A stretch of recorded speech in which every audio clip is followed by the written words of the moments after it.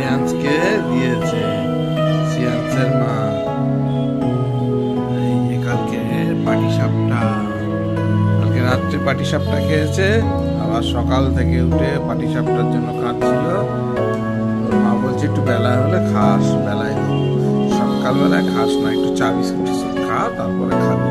শুনবে না। এই যে ওর মা ওকে পাটিসাপটা দিয়েছে, পাটিসাপটা খাচ্ছে বসে বসে। চুমকিকে স্কুলে দিয়ে চলে আসলাম, দেখে আসি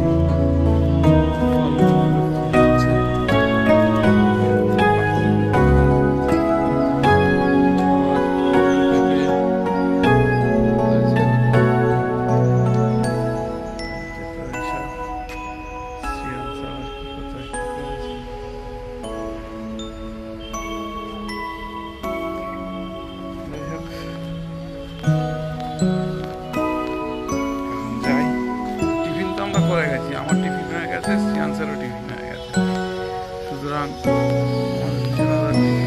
প্রয়োজন নেই। দেখছি আবার অন্য গাছে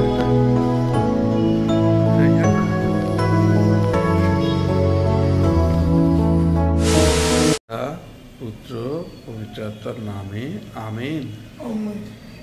morning, welcome back to our channel. আজকে দিনের ব্লগটা এখান থেকে শুরু করছি। একটু বেলা হয়ে গেছে, কিন্তু আমরা উঠেছি অনেকক্ষণ। দোকানের চাপ ছিল, দোকানে কাজ করছিলাম, বাড়ির কাজ সবই হয়ে গেছে কম বেশি, আর প্রার্থনাও হয়ে গেছে আমাদের। আর এবারে চুমকি লাল চা দিয়ে দিয়েছে, সকালে যেরকম খাই লাল চা দিয়ে দিয়েছে। সিয়ান্স বাবা লাল চা বিস্কিট নিয়ে বসে গেছে, ও খাচ্ছে। আমিও একটু চা খাবো, চা খেয়ে আর দোকানের অল্প কিছু কাজ একটু বাকি আছে, সেগুলো করে চুমকিকে নিয়ে স্কুলে যাব। আর রোদ প্রচণ্ড, যত দিন যাচ্ছে তত রোদের তেজও বাড়ছে, গরমটাও বেশ ভালোই পড়ছে। তো যাই হোক, গরমের সময় তো গরম পড়বেই। আপনাদের ওখানে কেমন, যেখান থেকে দেখছেন কেমন গরম পড়ছে একটু জানাবেন। আমাদের এখানে প্রচণ্ড গরম পড়ে গেছে। যাই হোক, দেখতে থাকুন, সঙ্গে থাকুন, এবং প্লিজ চ্যানেলটাকে সাবস্ক্রাইব করে সঙ্গে রাখুন। সিয়ান্সকে দিয়েছে সিয়ান্সের মা। এই যে কালকে পাটিসাপটা, কালকে রাত্রে পাটিসাপটা খেয়েছে, আবার সকাল থেকে উঠে পাটিসাপটার জন্য কাঁদছিল। ওর মা বলছে একটু বেলা হলে খাস, বেলায় দেবো, সকালবেলায় খাস না, একটু চা বিস্কুট টিস্কুট খা, তারপরে খাবি। সে শুনবে না। এই যে ওর মা ওকে পাটিসাপটা দিয়েছে, পাটিসাপটা খাচ্ছে বসে বসে। বাবু, বেরিয়ে পড়লাম, চুমকিকে স্কুলে দিয়ে আসতে যাবো। সময় হয়ে গেছে চুমকিকে স্কুলে দিয়ে আসা। যাই, তাড়াতাড়ি গিয়ে স্কুলে দিয়ে আসি। আর বিভৎস রোদ, প্রচণ্ড রোদ পড়ে গেছে। যাই, আর দেরি করবো না, আগে দিয়ে আসি। চুমকিকে স্কুলে দিয়ে চলে আসলাম, একটু দেখে আসি ফলমূলগুলো কি হচ্ছে। এত পাখির উৎপাত। আবার দুটো পেঁপে হয়েছে হলুদ, তো এইসব সিয়ান্স আবার কি কোথায় কি করেছে।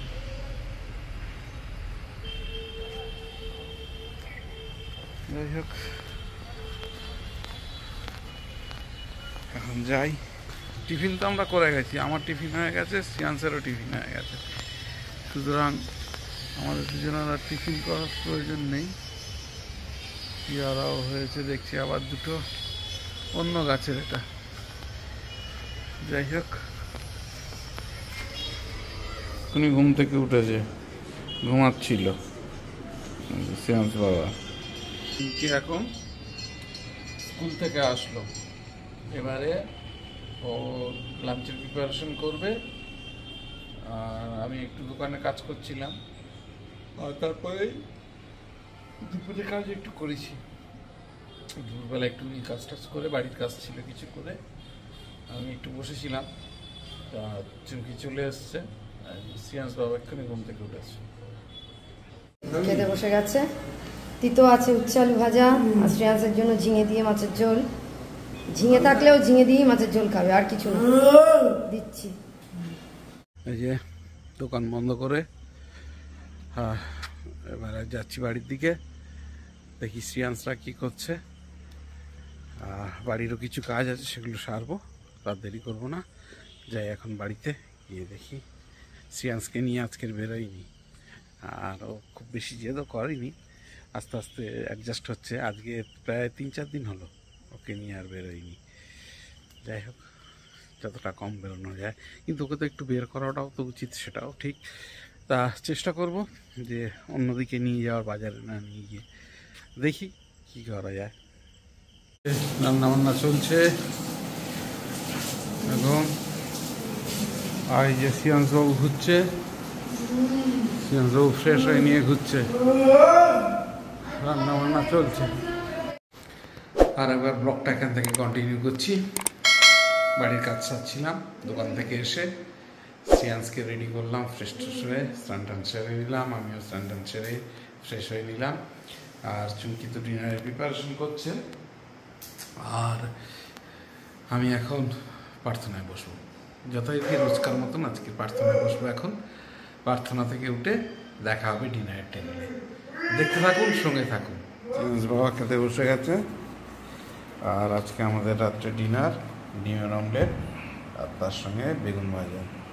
না খেয়ে না, শুরু করো। আজকে বেগুন ভাজা খাওয়ার জন্য ব্যস্ত হয়ে গেছিল শ্রিয়াংশ।